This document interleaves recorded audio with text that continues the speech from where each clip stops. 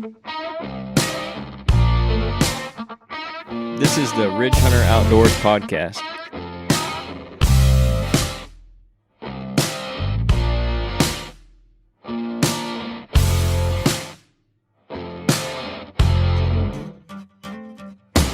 Hey everybody, this is episode 42 of the Ridge Hunter Outdoors podcast.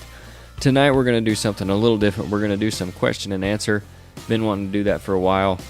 Finally got some questions sent in, and we pulled a couple from the Southern Illinois Deer Hunters page as well. So if you hunt deer in Southern Illinois, go to Facebook, look that up, Southern Illinois Deer Hunters. It's a pretty good page for guys to share some information and all kinds of deer hunting content. So it's not tied to us in any way, but we did start the page, or I started the page just for that reason. So I think we're up to like 2,000 members. So ask to join the page. All you got to do is answer one question and you'll be approved for it. Invite your friends. It's a pretty good page. So that's where we did pull from today a little bit on one or two of our questions. But before we get into the question and answer, we will be at the Deer and Beer Fest, the Illinois Deer and Beer Fest, on August 27th and 28th at the Interstate Center in Bloomington. It'll be me and Nate up there. We'll be doing some podcast stuff. We'll have stuff from our sponsors, Rack's Big Game Supplements and Grandpa Ray Outdoors. We'll be doing some show specials on their stuff. And then we'll have some of our products too. So we'll have some of the Ridge Hunter scents up there.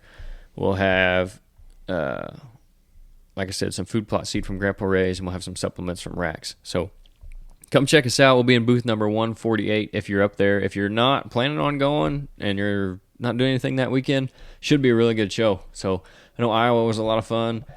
We've been trying to get into this one for like 2 years. They finally having it again. They had to cancel it the last 2 years. So it's going to be a pretty big show. There's a lot of good big name companies that are going to be there. So it should be a lot of fun. If you're not doing anything that weekend, stop by. And if you're there, come by booth 148 and say hi. Like I said, we'll be giving some stuff away, and we'll have some show specials on stuff from our sponsors. So with that, we're going to jump into our question and answer, and then we might have a little bit more after that. But to get started, the first question I got is the shortest one of the day, and they just asked if we hunt mornings early season. So to start, I'll say that I don't always hunt mornings early season, but I don't never hunt mornings early season. But I have my own reasons for that. I'm curious to see what your guys' thoughts on it are first. So Nate, if you want to go first, do you hunt early season, mornings and early season? No, I do not. No? And we'll quantify early season as like the first 2 weeks, 2.5, somewhere in there. So like around the 15th to 20th, probably be the end of the early season, we'll call it. Yeah. October. I do not. I tell myself that there's that I've got a purpose for not hunting. It's probably because I'm just not real fired up yet, and I don't normally have very much good activity early season mornings in my spots. There's still a lot of mosquitoes. That's another factor. But anyway, the real reason that I base this off of, and this is just me personally, I am not by any means saying that you can't kill a good one early season in the morning, because you certainly can. If you know, really, if you still got him patterned good from his summer feeding habits, those first few days, I think you can catch him, in his, close to his bedroom. If he's still up stretching his legs or something, I think you can definitely get him. Guys do it every year, but I don't. Not saying that I wouldn't ever, because if I had one that I had pattern like that, if my cameras were telling me, that he's consistently moving around a little bit in the daylight on the edge of some of those bedding areas, then I might try him. But I haven't hunted early season mornings for quite some time. I feel like me going in there and getting my scent on the ground for what I don't have any evidence of on my cameras, I feel like it's counterproductive for me. I'm not getting pictures of him moving around. I just don't want my scent in there if I really don't think that I have any hope of actually connecting on anything, if that makes sense. Yeah. But that's just me personally. I ain't saying that you can't get it done. Right. But if you're going to do it. Well, I think I always say whatever you're going to do, try to be smart about it, right? Right. But I don't feel like it's worth it for me. Yep. What about you? What are you thinking about? Back in the day, October 1 was like a holiday. Mm-hmm. Now I'm talking 20 years ago or maybe more. Everybody that hunted had to go out. They took the vacation day. It didn't matter what day of the week it was. Maybe on a Wednesday, we'll take off Wednesday, and we may not hunt again until Saturday. Mm-hmm. But October 1, we're hunting, and I've been guilty of that. I have went out of a morning. Mosquitoes just love me. I don't know what it is about it, but they do. And early in the morning, they're less likely to eat you up than later in the afternoon. So if I'm going out there in the afternoon, early season, I'm just going to get ate up. So I don't usually go. Mm-hmm. So now, if I'm going early season, and you quantify that by the first 2 weeks, right? Mm-hmm. I'm going to go and half, I'm going in the mornings, and then number one, your thermals are up. Your thermals are going up. So what scent you are leaving is going up, as opposed to in the evenings when it's coming down and cooling down. Number two, if I go out there at 4, 5, 6 o'clock in the evening, the mosquitoes that's their feeding time. Mm-hmm. And old Scott here, they feed on pretty hard. So in the mornings, as the temperature rises, thermal's going up, and by the time the mosquitoes are out, I'm ready to go home anyway. Mm-hmm. So for me, if I do go early in the season, it will be in the morning. For those reasons, I don't get as fired up early in the season as I used to, nor do I think most guys do. Now, your young hunters, your first-time hunters, by all means, get out there and get after it. That's what it's all about. Mm-hmm. But for your seasoned hunter, maybe not so much. Yeah, I think I fall somewhere in between you guys, because I think obviously there's more inherent risk of going in the mornings, especially, and to me it comes down to a lot of where your entry and exit is. If you got to walk through a bean field or a cornfield to get to your stand in the morning, you might as well not go if that's their destination food source. If it's you got to have the right setup, because if you walk through there, they're likely still out there when you're walking in at dark, so you're going to clear the whole field, not see any deer. You may run them off for good, running them off their food source like that. So access has a lot to do with it for me. So if I've got a setup where it's just like I can slip in there and they're not going to see me, I don't have to go through any food to get there, or a bedding area to get out, or blow my wind over either one of those things in or out. That's what I'm thinking about. And if I can do that, yeah, I'm thinking about going in the mornings. If we've got, for instance, a good cold front coming through, it was a couple years ago, I don't think it was last year, a couple years ago, maybe 3 years ago, we had a really good cold front come through on like October 4th or something. Mm-hmm. So those are the types of mornings where I might go early season. Again, with that right setup for the morning where you can get in without spooking any deer off their food or spooking them out of their bedding when you're coming out. And another instance may be where, say, it's just storming all night and it's got them held down where, a real hard storm, and it's going to let up at like 6:30 in the morning. A guy could slip out there and catch them maybe coming out to feed late, instead of being out there all night in that rain and storming and stuff. So the weather plays a lot into it for me. And then, like I said, the access has a ton to do with it, because whether your wind's blowing over that bean field or you got to walk right into it, they're going to be out there in the evening.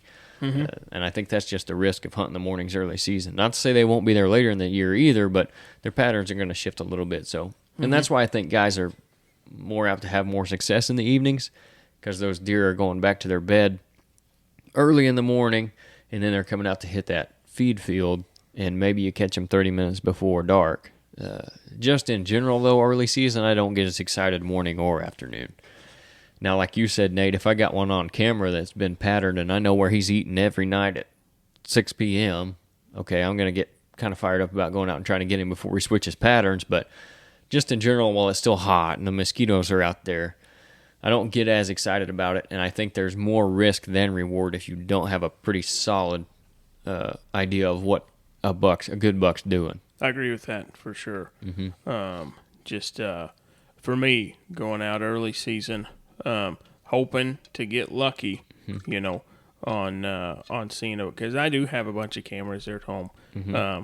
Going out there and hoping to get lucky on something that I have no pictures of, I don't feel like there's very much chance of that happening at all early season. But if you got one kind of pinned down, by all means, you ain't going to kill him if you ain't out there. Yep. That's a fact. But the risk versus reward for me early season, if I don't really have some good information, I'm probably not going to go. Which is where cameras today is far exceeds what we were doing back. Yes. The second biggest buck I ever saw in the wild within shooting distance was in the morning in early season. Really? Back before cameras and anything else. Yeah. I mean, it was just dumb luck. Yeah. I mean, I set up a stand on. We did scouting as far as sign and all that, but we didn't have cameras or anything else. I set up a stand, and I went early morning, in early season. And the second biggest buck I ever seen in the wild was in the morning early season. So it happens. How big was he? A friend of mine's got, I wouldn't say he's a friend, an acquaintance of mine's got him on the wall. He killed him that year. He was high 160s, low 170s. Man. It's a day and That was back, Yeah. I mean, that was back when 180s in this county were unheard of. Yeah, at Yeah. that time, that is a monster. At that I time, mean, it's that still a was- really nice At deer. that time, Oh, yeah. everybody within 20 miles, within 3 hours, knew he was dead. Yeah. I mean, that was just how big he was at Yeah. that time. That would be like something that was 200 today. Yeah. Yeah. So, and I mean, it does happen. Yep. I just ran back through my pictures real quick. October 26th is about when I start to get some good daytime movement on the edges of bedding areas from mature bucks. Yeah.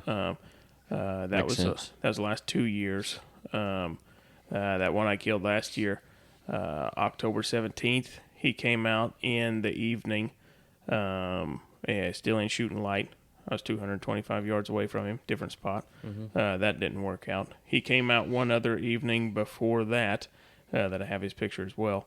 The year before, I think around the 10th or the 11th, he moved in the daylight. But again, this is in the evening. Your chances are way better then, in my opinion. But yeah, as far as the morning, I wasn't getting his pictures until October 26th last year. And then the year before, I think it was November 1st, 2nd, 3rd, and 4th, every morning, he was hitting the same scrape. Why was I not there? right. Yeah, I was getting ready to say, I think you get through that early season where it's hot, like those first couple weeks, and then you hit the notorious October lull where just nothing's moving, Yep. which is probably around the 20th to the 25th, something in there, 15th to 25th, somewhere in that 10-day range. And then after that, or at the end of that, is kind of where I start really getting excited about going, and it's starting to cool down, and especially that's when I'll start hunting more mornings because of that movement. Whereas it doesn't have to be as perfect. I'm still obviously being careful about entrance and exits and all that, but it doesn't necessarily have to be because the front's moving through, something like that. Now, obviously, I'm going to get out there early season just to scratch that itch. Oh, Because yeah. it's been, that long since however many months it is, since we got to hunt last time. So And it's so pretty sitting out there that time it of year. is. It so is. pretty. But I'm also, I think we talked about this on one of the early podcasts, is I'm not going to go out there and sweat either. Yeah. I mean, if it's still 90 degrees or 85 degrees, I'm just not going out there, period. So if we do get a nice cool day early season, evening, I'm going to go sit if I can, get in there.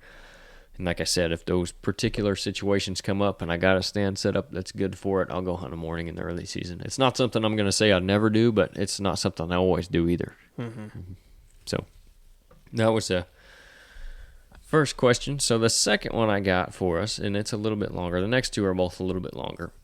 And if you guys are on the Southern Illinois Deer Hunter page, you'll maybe recognize these and have seen them before. So one guy says he's looking for Southern Illinois deer feeding habits.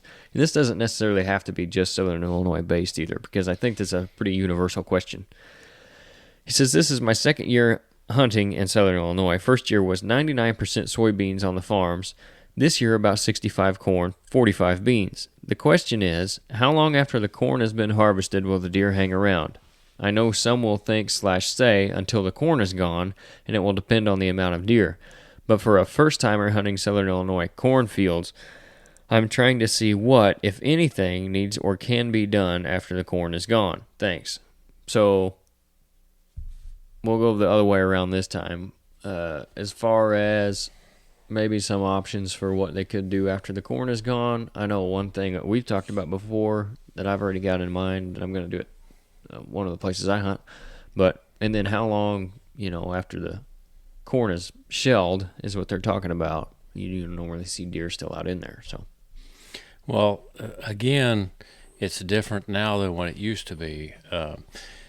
20 years ago, the combines that were available at the time, they would leave enough corn there that the deer would still go out and pick in the fields until the corn was gone, which might be half the season. And if you got a guy at the gleaner, it still does. Those are all gone, or the ones that aren't gone are burned up. Yeah. Caught fire and burned up. Now, with today's equipment, unless you have somebody that doesn't mind running their wagon over, Yeah. or the hopper on the combine. Or the hopper, there is no corn in the field. Yep. And so, very little. Very little. As long So as he's got it set right, yeah. From a food source standpoint, when that corn is shelled, the food is gone. And that's different than what it has been in the past.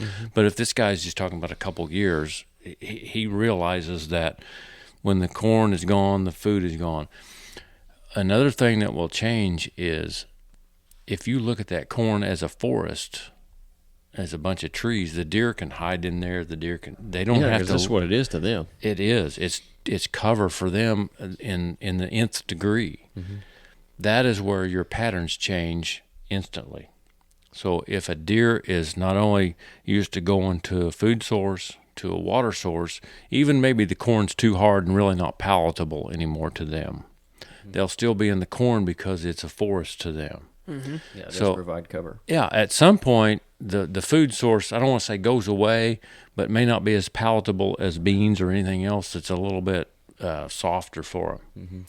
But when it's shelled, it instantly changes. So you think about it from a cover standpoint, it's gone instantly. So is the food source gone instantly. So their patterns change instantly. Yeah, I had that. The day it's shelled, the patterns will change. So you can pattern a buck, and all of a sudden, if you think on your cameras, for instance, Nate, that something happened on my camera, that deer's been here for 3 days in a row and now he's gone, you walk out there or you go out, drive by there, and the corn's gone, ta-da, right? So Yep. I had that conversation with a guy the other day. You were talking about the corn being cover. He was talking about his woods and how he didn't want to get rid of the mature timber. Deer really don't care that much about canopy. It does provide some rain and sun cover, but they're out there every day, all day anyway. They're kind of used to that kind of stuff. What's important to deer cover-wise is 5 foot and below. Corn is 8-9 foot tall on a good year, so that's a ton of cover for 10 just or 'cause 12 this year is a really good year. and just because it's not for us necessarily, or we're up in the tree stand and we can see over the top of it, those deer are just like they would be in a thick woods, in a Yeah. thicket. So Yeah. that's a good point. What about you, Nate, as far as if the corn's gone, is the food gone, and then what can you do? I think I'm going to take your answer for the second That's part because I think we've talked about this before. You talked about, their patterns changing big time. I had a stud show up one year, one night. Oh, gosh, he was big. And I'm thinking, I ain't never seen you before. What happened? They shelled the cornfield 3/8 of a mile away. There you go. And he was in the area for a couple days. That changed him from his late summer pattern, and then quickly shifted him into his fall pattern. The neighbors ended up gut shooting him later on, but they said they gut shot him. We ain't got time for that. Never mind. It's a long story. Thinking nothing but time. All right, so he stayed in this cornfield. Oh, here, wait a minute. Yep. Okay, He go stayed ahead. in this cornfield, very little cover. It seemed like, because that's when he showed up to me, was when they shelled it.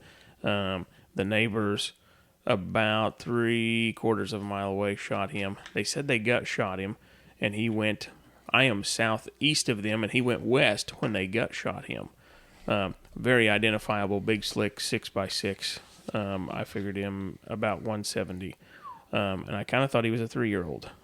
So anyway, devastating, that he only ever hit one of my cameras. Yeah, that's a 200-inch deer in a couple years. Yeah, he only ever hit one of my cameras. It was always the farthest northwest corner camera toward the neighbors who gut shot him. Have I seen pictures of that deer? Yeah. I thought so. Yeah, so they said they gut shot him Saturday of first gun season that year, and he went west, which was the opposite direction of me. I am southeast of them. The neighbor east of me, which would be a good mile and a half from where those guys gut shot him, supposedly. I mean, they said they hit him. They watched him bed 3 times trying to get across a wheat field. And they said they had blood all over him and everything. The neighbors east of me, it'd be a mile and a half from where he was shot, they found his sheds early that summer. And I mean, it's absolutely him. He had one little kicker point, and like on one side, a little bitty tiny, but still identifiable. The other side, he had like a common G2 and G3. They wanted to come off the beam together. I don't know if you'd call it a split tine or not, but it was a very identifiable feature, know. That dude survived and moved a long ways the other direction, after he survived what they called a gut shot. I don't know exactly where they hit him, but I never saw him again after they said they shot him. But then he ended up east of me, shedding his horns, and he lived that long. But I never saw anything else that made me think that it could be him after that, But I mean, I thought he was a 3-year-old, and I thought he was close to 170. But anyway, he showed up because they shelled the corn. Yeah. That's when he started showing up for me. But it's only ever hit that one camera. Well, it's just like clear cutting a 40-acre patch of woods. Oh yeah, I mean, he ain't gonna stay there no more. Not that year. Not that year. Yeah. He's gonna go somewhere. Now he Yeah. may go visit the scrapes that he's had, Yeah. throughout the year. Yeah. But he's not going to stay there. No. It's like the corn. What changes? Well, everything. Yep, correct. Not only food, but cover, which is 2/3 of what they need. Correct. Yeah.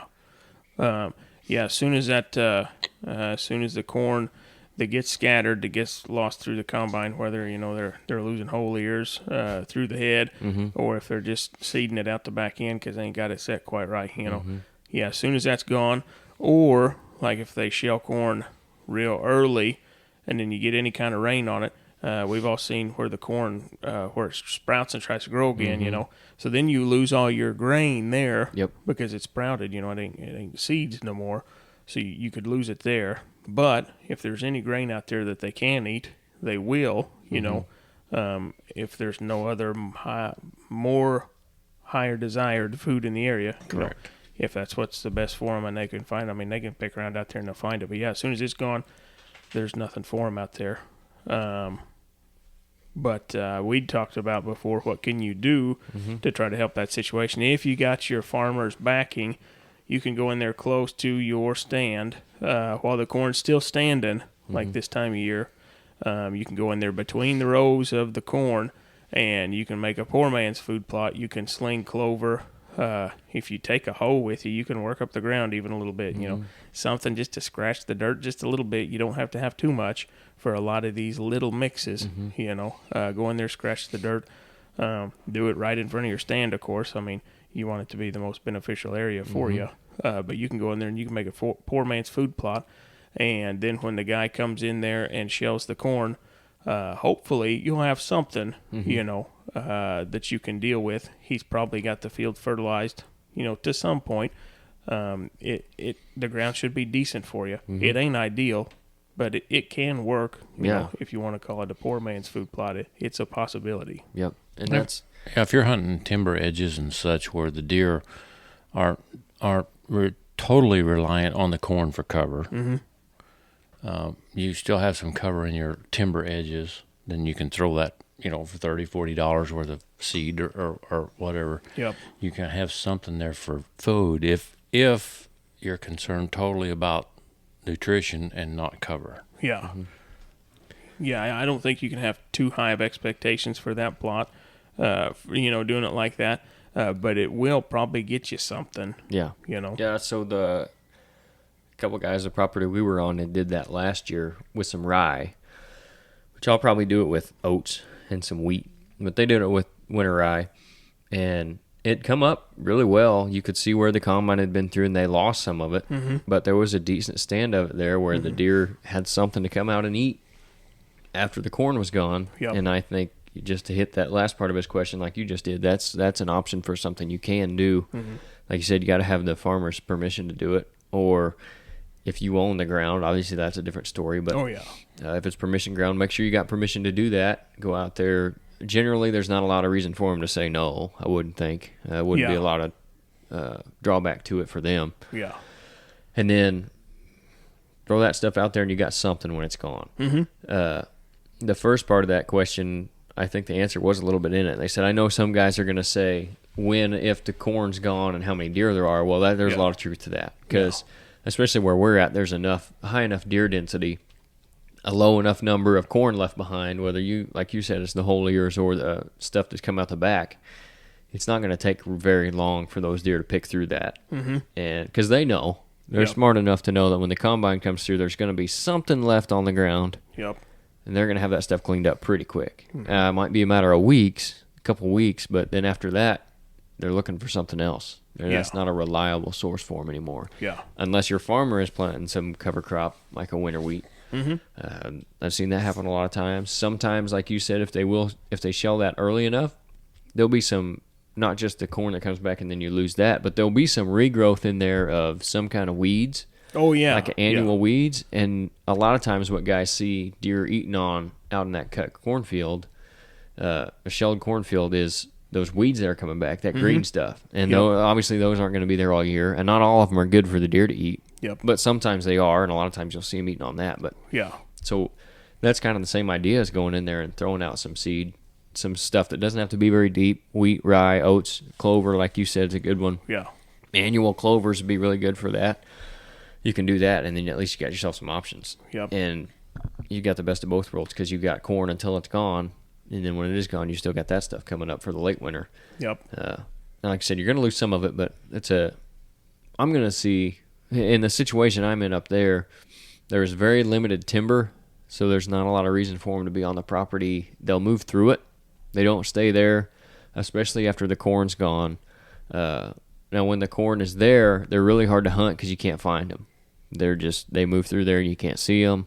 They stay in that corn. They don't come out to the edges as much in the daylight. When the corn's gone, you can see them moving through it. They're a little easier to hunt, again, because they have to use the terrain features and the timber and all that. So it does make it a little easier to hunt. But I would say 90% of that ground is probably ag, whether it be corn or beans. It's corn this year, like I said.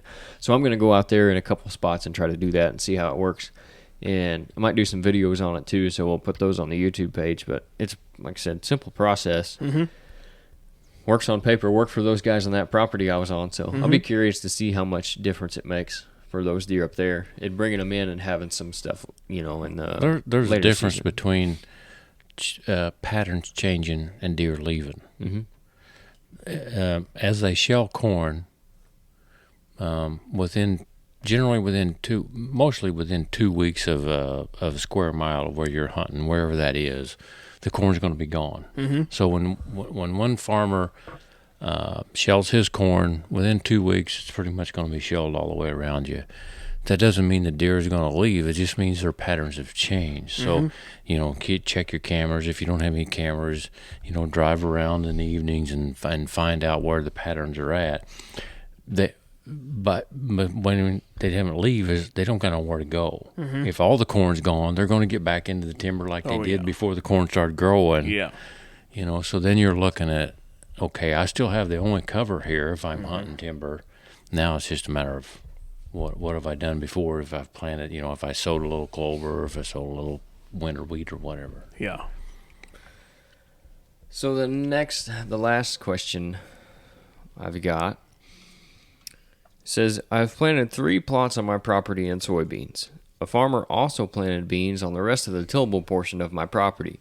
I intend to plant a brassica mix in another plot, but was interested in knowing if you all leave your plot beans throughout the season or plant a fall mix on top of them in August. So I assume the way they're saying that, they mean like, are you killing your beans, tilling them under, and putting brassicas in? Because they did mention, are you leaving them or are you doing that? So I think, going to be somewhat of a similar approach to the corn thing as well. But your thoughts on it, Nate? Obviously, yeah, you're not going to be doing this with your soybeans now, but we might get into that a little bit later. I'm going to kill my beans. Yeah. No. Have you already killed your beans? Did the water kill your beans? I don't know. Is that it considered They were, killing them if they never got started? I don't know if they were ever alive. Yeah. Yeah, we got. They went in good. They really did. But gosh, we got all that rain. You get a crust over the ground? No, I think there's just so much water. They just drowned it. I think so. I didn't put life jackets out there. Well, you'll have that. But no, I went out there. Some of them had swelled great big. Some of them had swelled, I don't know, big as my thumbnail. Some of them had swelled. They took in water. But I went out there like 10 days after I had planted them, and I didn't have nothing. I just didn't. I still had some little pockets of water standing in a couple of little low spots that wasn't perfectly level. But I mean, that was an astronomical amount of water that we got. Oh, yeah, it in was. like 2 weeks there. Yep. So anyway, that didn't work. If you got a good stand of beans and the deer ain't mowed them off, and you got a lot of pods out there, they ain't gonna want nothing to do with them that I've ever seen until the plant gets fully mature. If they've not ate them yet, Right. they'll come back for them later in the season, and I'm pretty much gonna say late season. Yep. They'll probably be hitting them late November, early December. But like if they're still around, like Christmas, I think you're gonna have every deer in the country there until the beans are gone. I mean, they'll eat the crap out of them, out of those mature soybeans in the pod, or whether they burst and they fell to the ground and they pick them up real quick. Right. But if you don't have beans, in the pods out there, and you just got the plant's useless to you. They ain't gonna eat that plant. No, not after it's Not after it's stage. matured a little bit. Yeah. Before that, Yeah. my gosh, they mowed down. Correct. They'll mow down that plot that we were, Jeff's plot. Yep. Between the rabbits and the deer, they mowed off Correct. a third of that. Oh yeah, they wouldn't let it grow. Correct. Yep.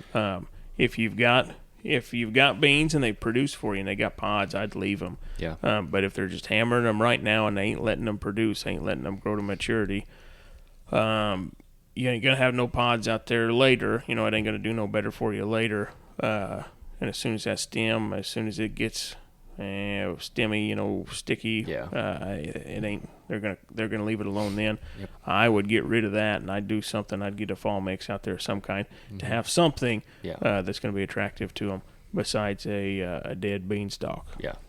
Yeah, I think that the fall mix is a good fall mix is better than a stand of soybeans, one over the other.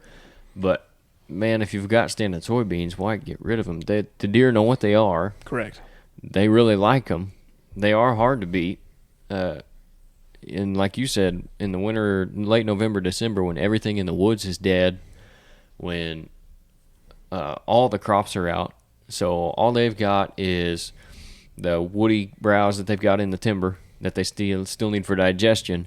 They don't really have any of that soft, more palatable stuff that also helps in their digestion, is a little more nutritious and tastes better for them. That's where your beans might come in.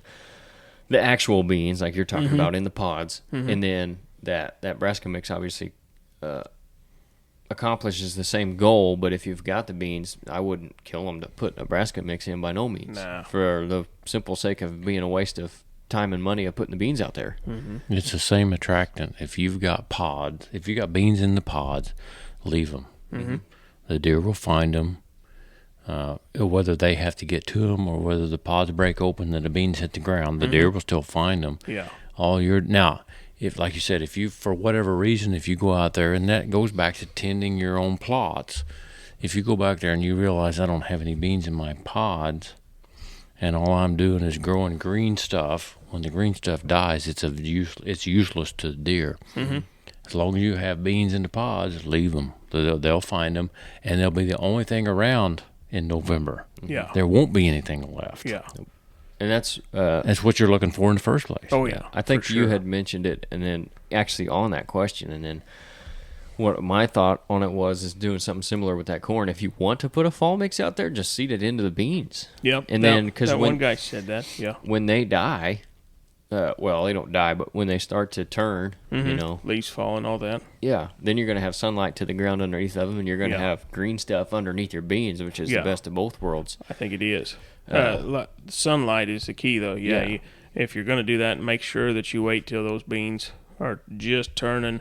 Or I'd wait those till leaves, September. Yeah, you those know. leaves are just starting to fall off there. Yep. Because you won't get any sunlight through that canopy on the beans. You don't want to let the seed sit there for too long without sunlight. Correct. But when they do die, them rows will open up, and you Oh, will yeah. get some sunlight to the ground. Oh yeah. Later on in that maturity life of that bean, Yeah, of the plant itself. you know, a lot of times in our fall mixes and stuff anyway, we like to add beans in, or if a guy's got a good spot like we got there at Jeff's to put a brassica blend backed up to soybeans, that's the best thing you can do. If you've already planted your whole plot in soybeans, like it sounds like this guy might have done with one of them, and they're standing, I think that's an option you can do. If you want Yeah. both. If you don't want to spend the money on the brassicas, you've already got a pretty good plot there, as long as, like you said, the deer haven't mowed it down. Yeah. And that could be another thing, you know, too, though. Another point to that, you're adding tonnage if you do throw in that brassica mix onto your soybeans, so you're lengthening the life of your food plot for that year.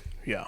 So That plot of Jeff's where they've ate it down, mowed it down to nothing, and the weeds have pretty much took over where the beans would have been. We're better off to kill that and plant some kind of a fall blend. But the beans, they're going to make beans. They're going to pod out, and we're not going to do anything with that. We're just going to yeah. let that stand. Yeah. So, you know, again, it depends on what's happened early to that bean plant to what the answer to that question is, I think. Yeah. Yep. I know a guy that you know him. I won't say his name now I just won't. But anyway, he said that he started planting beans years ago. He planted half an acre, and he just had little nubs out there. You know, they never let them grow. And he's in a huge, a heavy deer populated area. Fantastic stuff. And he's planting on a hilltop close to a big creek bottoms. Tons of deer. Half acre didn't work. Acre didn't work. 2 acres, he started growing little beans because they couldn't graze that many down. Still wasn't satisfied. 3 acres, did better. He got up to 5 acres, and then he finally had enough beans standing out there to where he had pods and everything, and had beans out there for the whole season, you know, to hunt over. And he said later on, they hammer them, absolutely hammer them.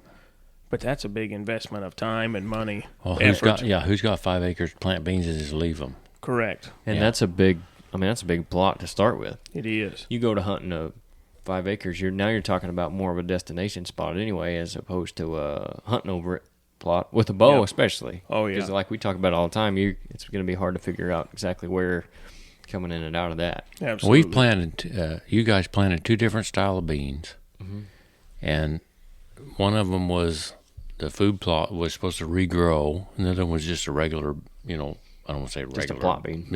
But and they mowed them down enough you couldn't tell the difference. If Yeah. it was regrowing, they were eating it faster than it was regrowing. Yeah. Now, not the whole plot, obviously, but there's a significant difference in the beans that were closer to the pine trees than the ones that weren't. Yeah, and that's one thing too where we're at. We've got like a tiny little, you've seen it, a tiny little plot of beans. They haven't eaten all of them though. We got a pretty good stand there. It's not bad, right? No bigger than it is. but- But it's all right. What we have there to help that is we have clover on one side of it. There's corn next to it, but there's not a lot of beans around there this year. Maybe one other field.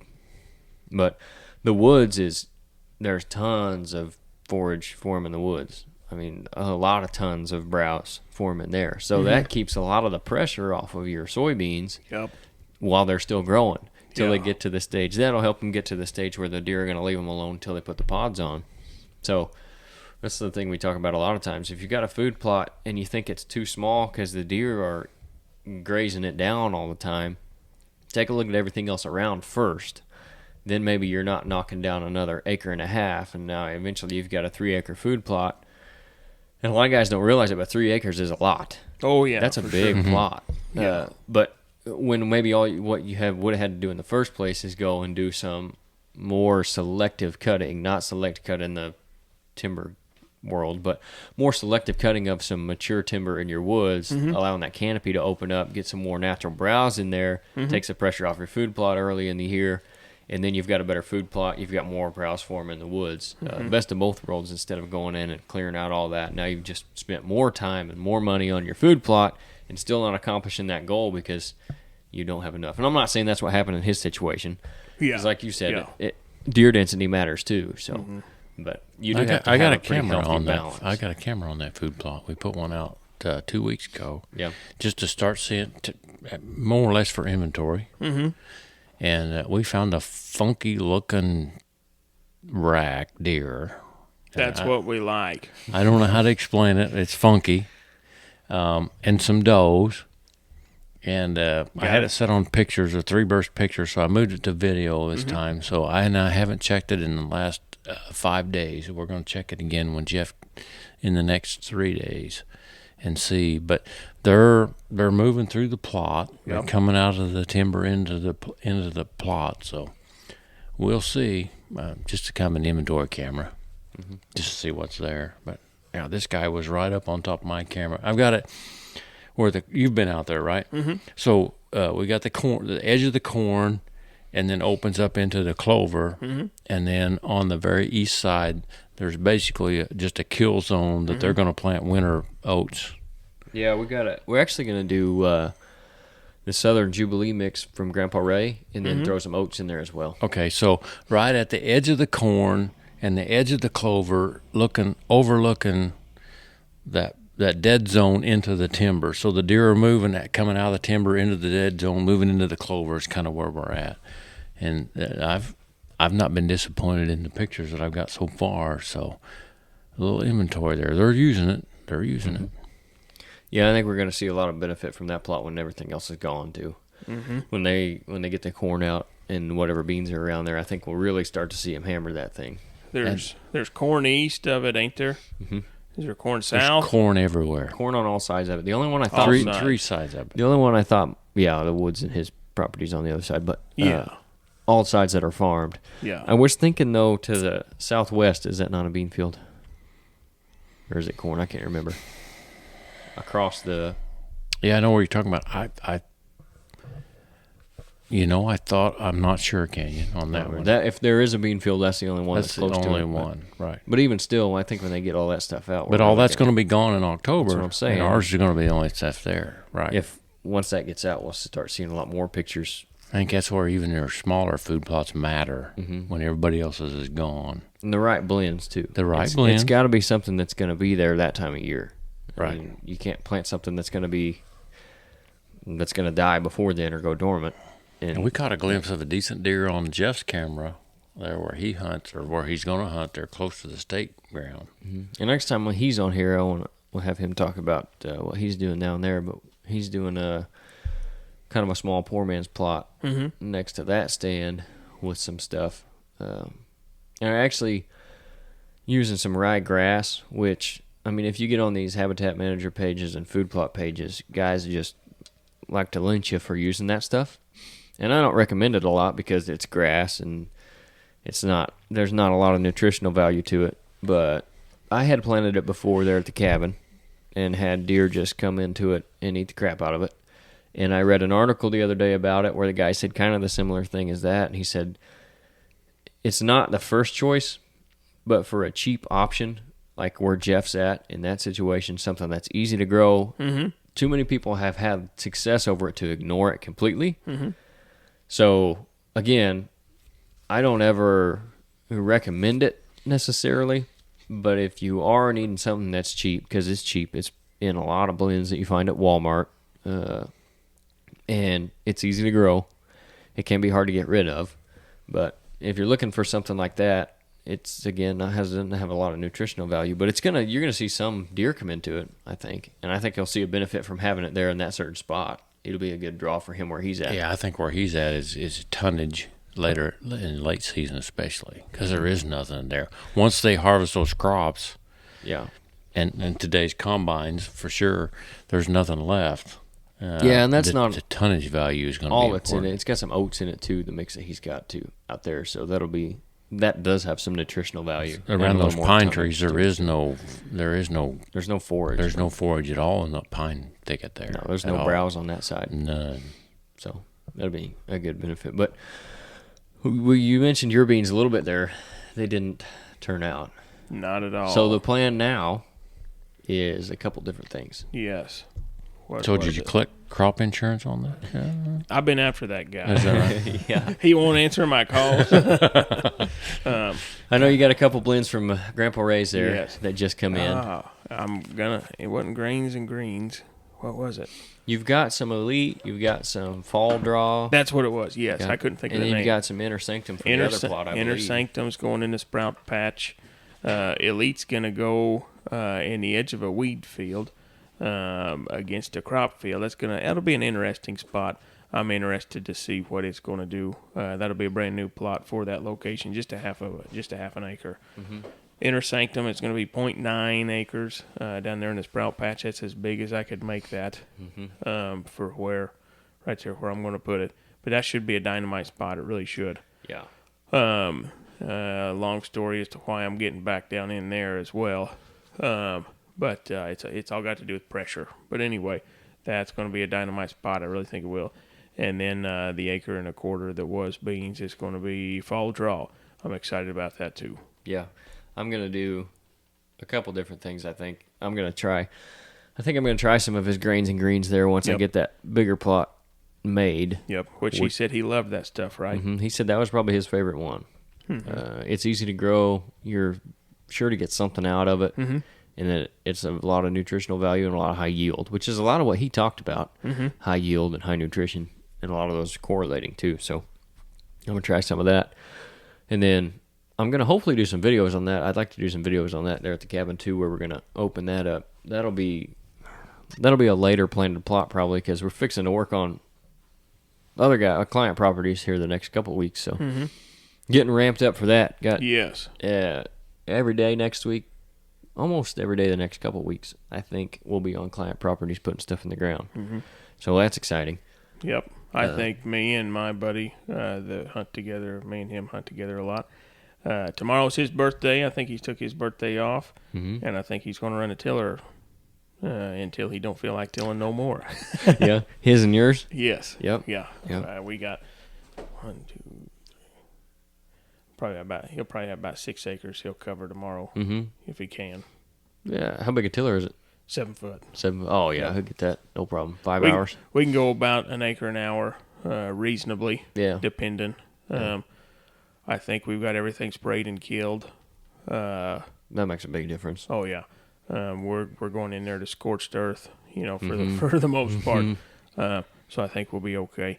That one little new plot, I said I haven't done anything with it. It's just barely been an idea for a week now. Yeah.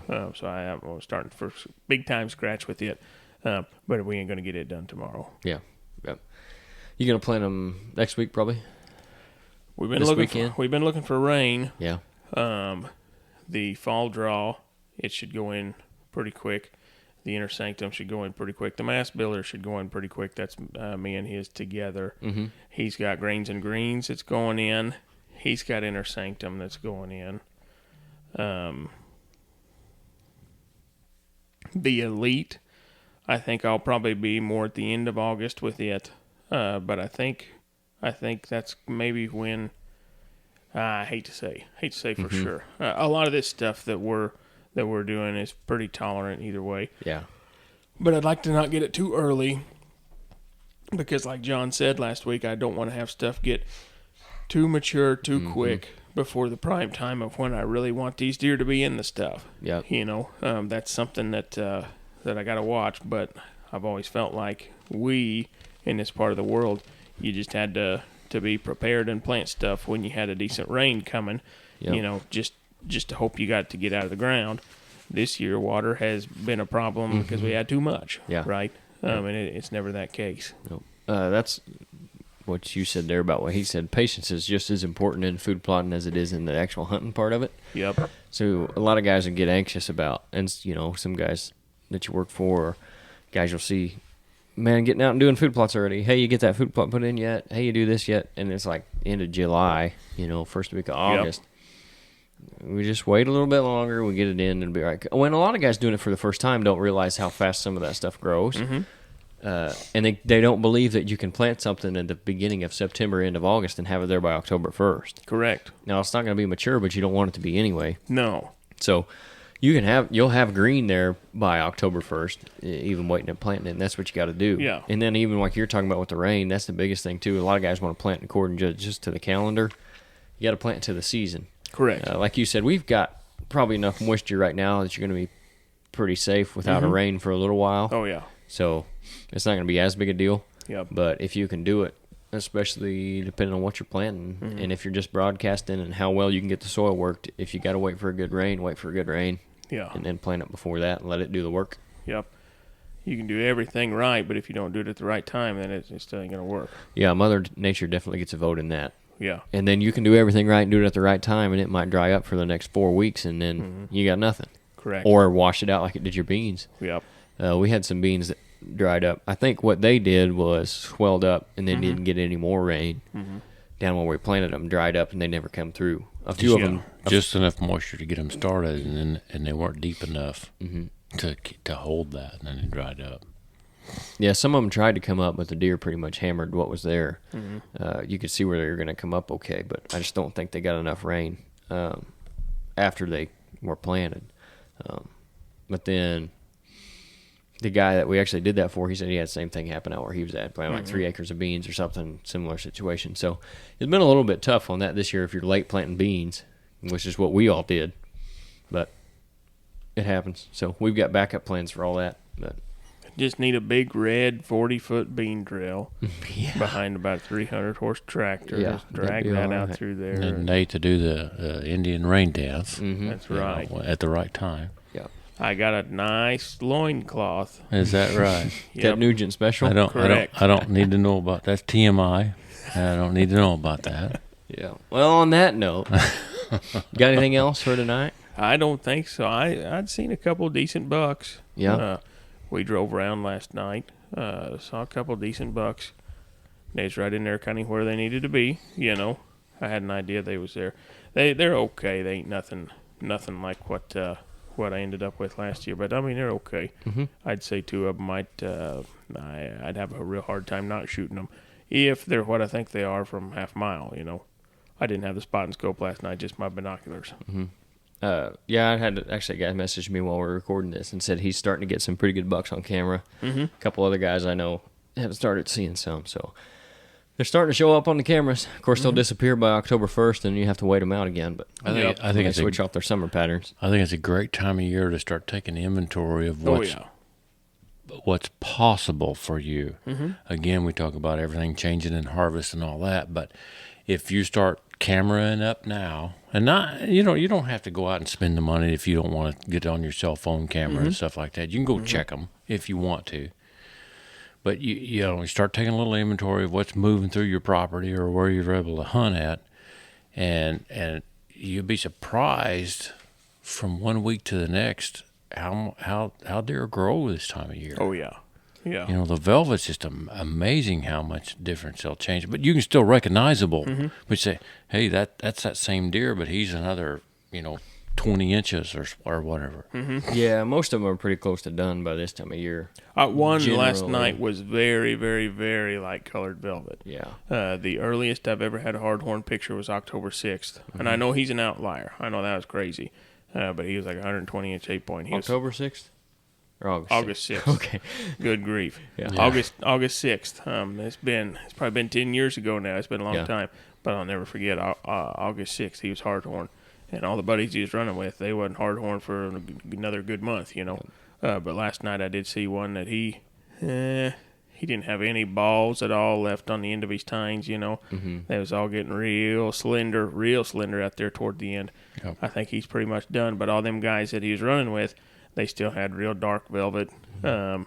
He looked way different than all the others, I think he was getting close to being done. Having said that, I've been in the processing business for 40 years, close to it, and I've never had a velvet deer in October 1 turned into the shop. Yeah. Now, there's been a little bit of hard velvet left where they haven't rubbed it all off, yada, Yeah. yada, yada. But as far as a velvet, and with Didn't the we have a doe exception, one year? with the exception of circumstances where you've had does that have horns, Maybe last year. or bucks that have been castrated for Yep. whatever reason. Yeah. But I mean, just your normal, typical deer. By Yeah. October 1, they're done. Yeah. They all in the years that I've been involved in it, they've all been done. So Yeah. certainly by September, you got to consider they're rubbing that stuff off. Yep. Yeah, most of them are. I don't know what the percentage would be, but I bet over 90% done by this point of growing. Somewhere right in there, probably. So, might still have a little bit left, but they're going to be looking to, as their testosterone starts to come up, they're going to be looking to get that stuff off of there and then start figuring out dominance and all that stuff. Had another thought on that, but I lost it. So, unless you got anything else, we're going to the end. We did mention our sponsors earlier, so the first one for tonight is Rack's Big Game Supplements. You guys have heard us talk about them if you listen to the podcast at all. They're a veteran-owned company out of northeast Nebraska. At the time when they started developing their products, they weren't real happy with what was already on the market. So through years of research, they came up with Rack's Big Game Supplements. They're going to help improve your herd's overall health while not feeding non-target species like raccoons. So they've got minerals, protein blocks, pelletized feed, and meal feed, all specifically designed for whitetails. You can use discount code RHO22 at checkout to receive 5% off your entire order at racksmineral.com. You can also stop by the shop and see what we have in stock or make an order for what we don't. The next sponsor for the podcast is Grandpa Ray Outdoors. And if you guys didn't, you need to go back and listen to the podcast from last week because we had John O'Brien on, who is the owner of Grandpa Ray Outdoors, and he had a ton of good information. We could have talked probably all night and picked his brain about different food plot stuff. All the information he had was great. So go back and listen to that episode 41 with John O'Brien. But his company, Grandpa Ray Outdoors, they specialize in providing the best nutrition for white-tailed deer on your property, starting with the soil. They offer a full line of high-quality food plot seed and plant foods. They started in 2015, but John has actually been in the seed and nutrition business since 91, like he outlined on the podcast last week. They've got over 14 different food plot blends to choose from. You're not going to have any trouble finding what you want. They've got fall and spring blends, corn and beans, switchgrass, liquid fertilizer, soil test kits, you name it, they've got it. They're not just about selling their products, though.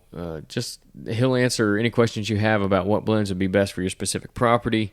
That way you can achieve the best results possible. So if you do have questions about what would be the best blend for your soil type, your property type, location, send them an email or contact them through the website, and they'll get you an answer on that, and then they'll work with you. Like us, John and his guys don't believe in a cookie-cutter approach to wildlife nutrition. They'll treat you and your situation individually. They're not about a fancy label or package. They're about good quality seed and taking care of their clients. We've used their seed blends on client properties, on our own properties. We just talked about what we're going to be using this year, and it's been as good as advertised so far. So that's why we're going to continue to use their seed and why we partnered with them for the podcast. You can go check them out at GrandpaRayOutdoors.com and use discount code RHOPODCAST, all lowercase, to get 5% off your entire order. That's all we got for tonight. Thanks for listening, guys. We will catch you again next Monday.